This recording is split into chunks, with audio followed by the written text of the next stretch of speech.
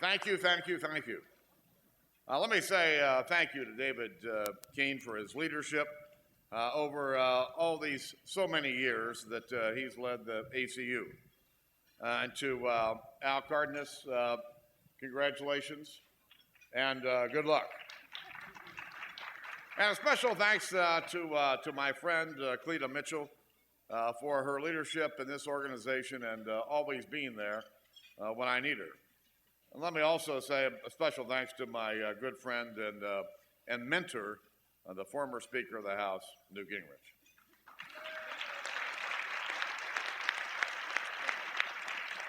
Let me say to all of you that I'm honored by this recognition. But as it is with the office that I hold, it's not about me. I wouldn't be Speaker of the House if Americans last year hadn't stood up and reasserted control over their government. And as many people in this room, as many of you in this room were involved in helping to lead that uprising, so as I stand here tonight, I should be thanking you for a job well done. You know, our new majority is intent on honoring the commitment that we made to the American people. We pledged to the American people that we would listen. We pledged that we would do things differently if given the opportunity to run the House. We pledged we would focus on stopping the job-crushing spending binge that was going on in Washington, D.C. And we would pledge that we would focus on jobs and spending and stopping the massive regulatory assault that's led to massive uncertainty in the private sector. And let me tell you, ladies and gentlemen, we are going to keep our word.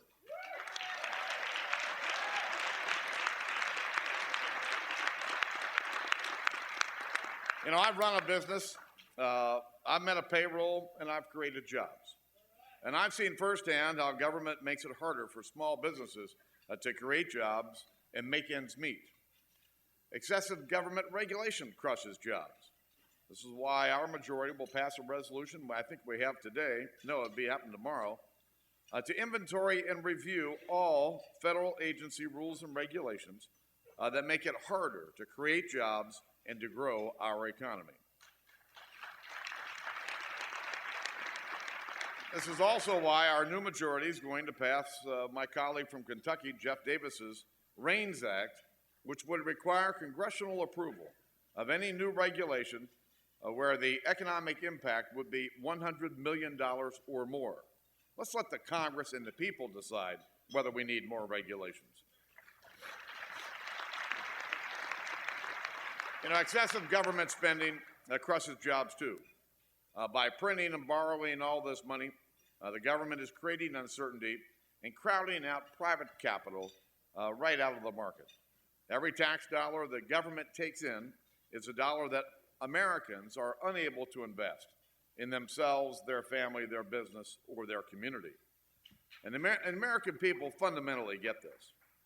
The problem is we don't have all the politicians in Washington who quite understand this yet. I want to read a couple of quotes to you, which I got from a great article written by a gentleman named Jay Hartz. And I'd encourage all of you to read the article if you get a chance. But the quotes go as follows. Unions and their liberal allies want more welfare, which would push up the deficit. They also want a national health program, which would push up the deficit, more deficit borrowing. This waste of investment hurts all Americans, but it hurts workers most of all. And a second quote in this article, liberal economic theorists argue that a large budget deficit will stimulate the economy and produce jobs. In reality, however, large deficits destroy jobs.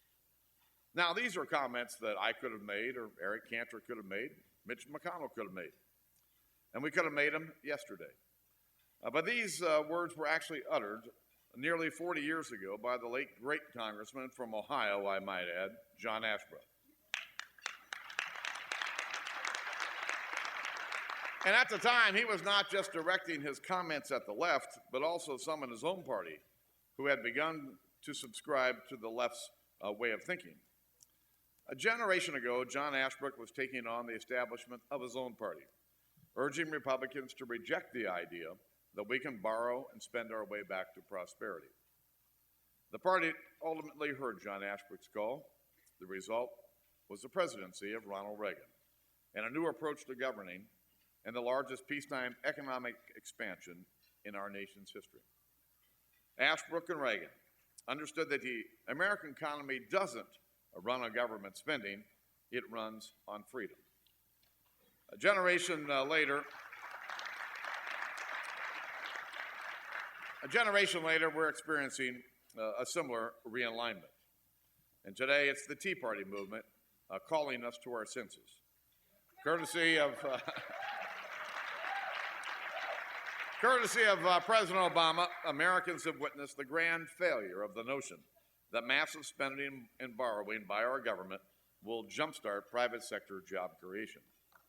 $1 trillion in wasteful stimulus spending left Americans asking the question, Mr. President, where are the jobs?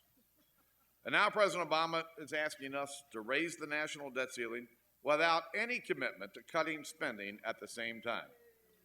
Now, instead of offering a budget that ends the spending binge, the administration is preparing to offer a budget that will destroy jobs by spending too much, taxing too much, and borrowing too much from the American people. And with all due respect, this isn't winning the future. This is spending the future.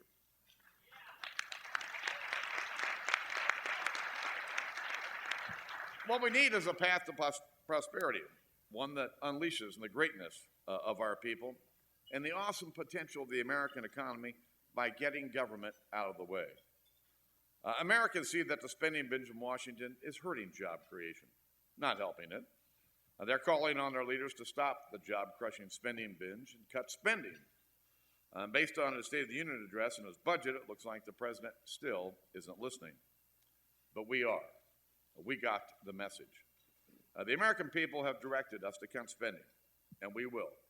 And there is no limit to the amount of spending that we and our team are willing to cut to help get our economy moving again. Now, let me be clear about this. We're going to exceed our pledge in the Pledge to America.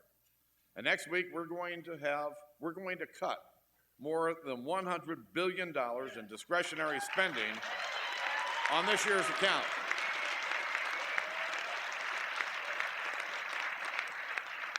And we're not going to stop there. Once we cut the discretionary accounts, then we're going to get into mandatory spending, and you'll see more cuts. And this just isn't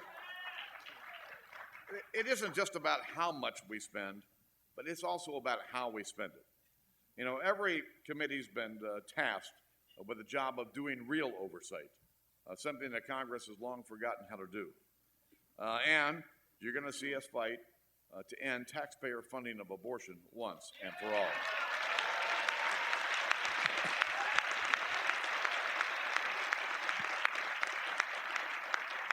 You know, the other side says that our spending plan, drafted by Paul Ryan, will cause pain and suffering. Baloney. You know, what's really going to cause pain and suffering in America is if we do nothing, leaving the spending process on autopilot and squandering our nation's future. Our majority will not stand for that. Our goal is to liberate our economy from the shackles of debt, excessive regulation, and overtaxation. And as I told my colleagues, this is not about us. It's about the American people, and our job is to follow their will as we said we would. There's another nice thing about an open process that we have today, and that means Democrats can offer their amendments. If there are good ideas, the House can incorporate them. If there are bad ideas, the House can defeat them. Either way, what we're going to see in the House is both sides have an opportunity to fight for their ideas and allow the House to work its will. And that's how it should be. And I don't think anyone in this room is afraid of the battle of great ideas. And certainly I'm not. You know, our last majority lost its way when it focused more on winning the vote rather than winning the argument. And that's how things like earmarks became a problem. That's why we kept spending growing. Now, let me be clear to all of you. We're not going to make the same mistakes this time. Not on my watch.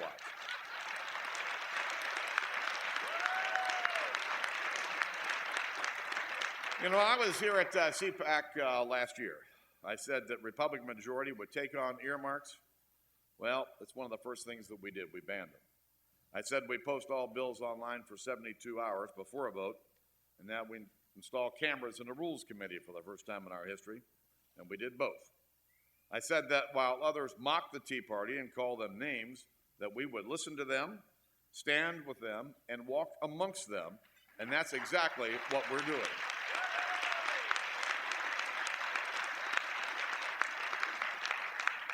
But as we work to keep our pledge, I'm going to need your support and your help all along the way.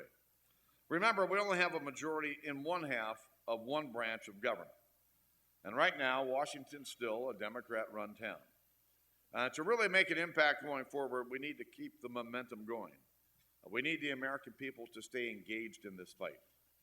The federal government is as big today as it is, touching all areas of our life for one big reason, and that's because the left is determined.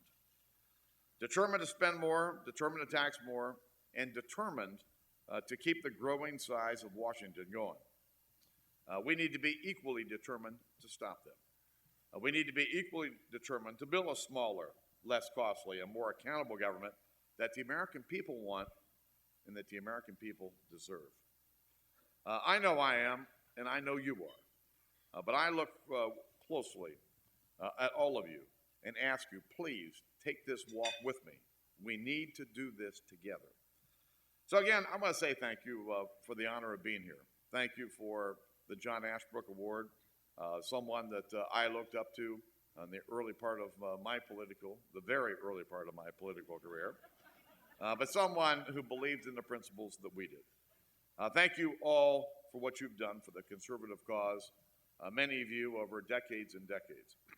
And I know that you're going to continue to do a great job as the year goes on. God bless all of you, and God bless our great country. Thank you.